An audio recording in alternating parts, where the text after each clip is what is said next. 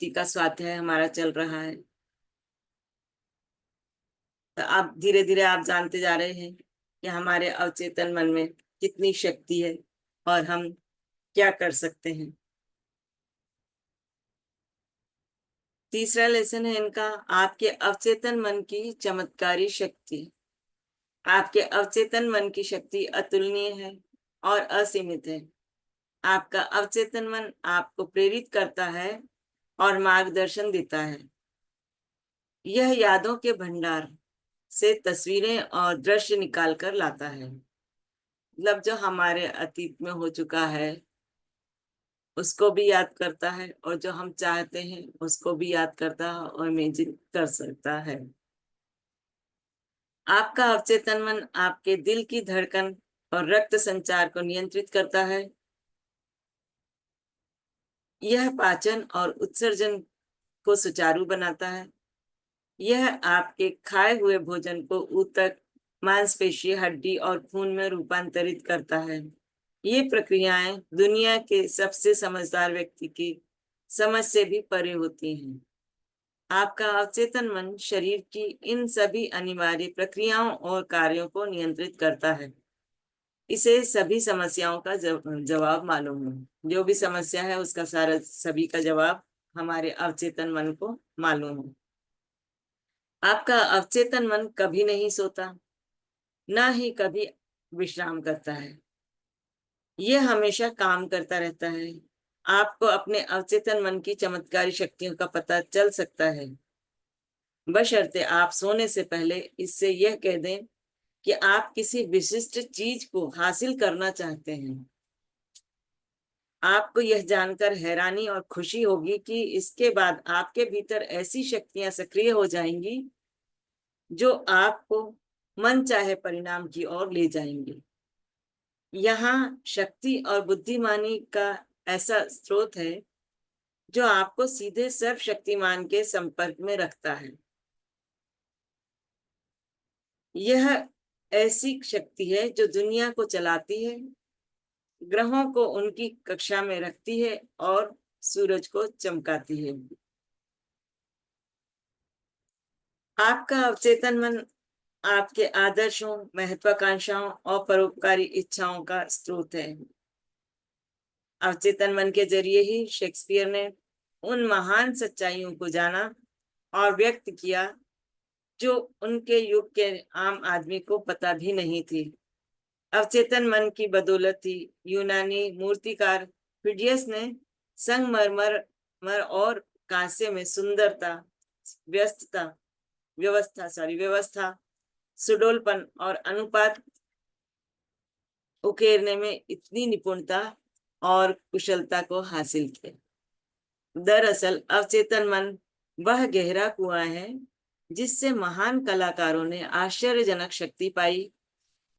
इसने महान इतालवी कलाकार रेफेल को उनकी अमर कलाकृति मैडोना बनाने और महान जर्मन संगीतकार बीथोवन को उनकी सिम्फनी की रचना करने में समर्थ बनाया है। ये सब उन्होंने अपने अवचेतन मन के आधार पर किया है या अवचेतन मन के उपयोग को करके किया है।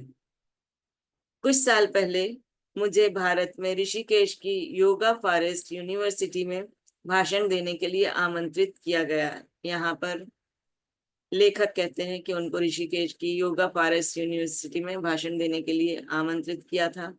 वहां बंबई के एक सर्जन से उनकी मुलाकात हुई। उनसे आथर ने पूछा, डॉक्टर जेम्स एस्टेल की आश्चर्यजनक कहानी सुनी। तो लेखक ने उनसे डॉक्टर जेम्स एस्टेल की आश्चर्यजनक कहानी सुनी। एस्टेल एक पोस्ट स्कॉटिश सर्जन थे जिन्होंने 1840 के दशक में बंगाल में काम किया था। उस जमाने में बेहोश करने के लिए ईथर या रासायनिक एनेस्थीसिया की अन्य आधुनिक विधियों का इस्तेमाल नहीं होता था। बहरहाल 1843 और 1846 के बीच डॉक्टर एस्डेल ने सभी तरह के कुल मिलाकर 400 बड़े ऑपरेशन किए। मतलब एनेस्थीसिया नहीं था, उसके बाद उन्होंने ऑपरेशन किए। इनमें आंख, कान और गले के ऑपरेशन के अलावा अंग काटने, ट्यूमर हटाने और कैंसर की गांठ को हटाने के ऑपरेशन शामिल थे। इन सभी ऑपरेशनों में सिर्फ मानसिक एनेस्थीसिया ही दिया गया था। मरीजों का कहना था कि उन्हें कोई दर्द नहीं हुआ और ऑपरेशन के दौरान उनमें कोई मरा भी नहीं। आश्चर्य की बात यह थी कि ऑपरेशन के बाद भी एस्डेल के बहुत कम मरीज मरे थे। यह उस वक्त की बात थी जब लुई पास्चर और जोसेफ लिस्टर ने यह साबित नहीं किया था कि संक्रमण बैक्टीरिया से फैलता है। मतलब तब तक के यह नहीं मालूम था कि कोई बैक्टीरिया है जो वायरस है और शरीर में फैलता है, जिससे संक्रमण होता है। संक्रमण बैक्टीरिया का फैलने का किसी तरह का किसी को पता ही नहीं था कि ऑपरेशन आजकल सभी को मालूम है कि ऑपरेशन के बाद संक्रमण होने का खतरा रहता, लेकिन उस समय इस तरह के खतरे के बारे में किसी को भी नहीं मालूम था। किसी को भी यह एहसास नहीं था कि ऑपरेशन के बाद होने वाले संक्रमण दूषित औजारों और हानिकारक विषाणुओं के कारण होते हैं। बहरहाल, जब एस्डेल अपने मरीजों को सम्मोहन की अवस्था में यह सुझाव देते थे कि उन्हें कोई संक्रमण या सेप्टिक नहीं होगा, तो उनके अवचेतन मन इस सुझाव पर प्रतिक्रिया करते थे। वे संक्रमण के जीवन घाती खतरों से लड़ने की प्रक्रिया शुरू कर देते थे। जरा इस बारे में सोचें। 150 साल पहले स्कॉटिश सर्जन ने यह खोज लिया था कि अवचेतन मन की चमत्कारी शक्ति का इस्तेमाल कैसे किया जाए। इस बात पर विस्मय और श्रद्धा होना स्वाभाविक है।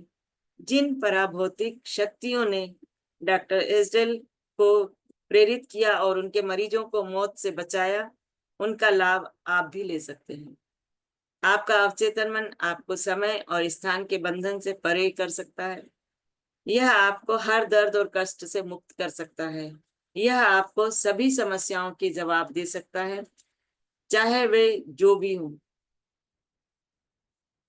आपके भीतर ऐसी शक्ति और ज्ञान है जो आपकी बुद्धि से परे है, और आप इसके चमत्कार पर हैरान हो सकते हैं।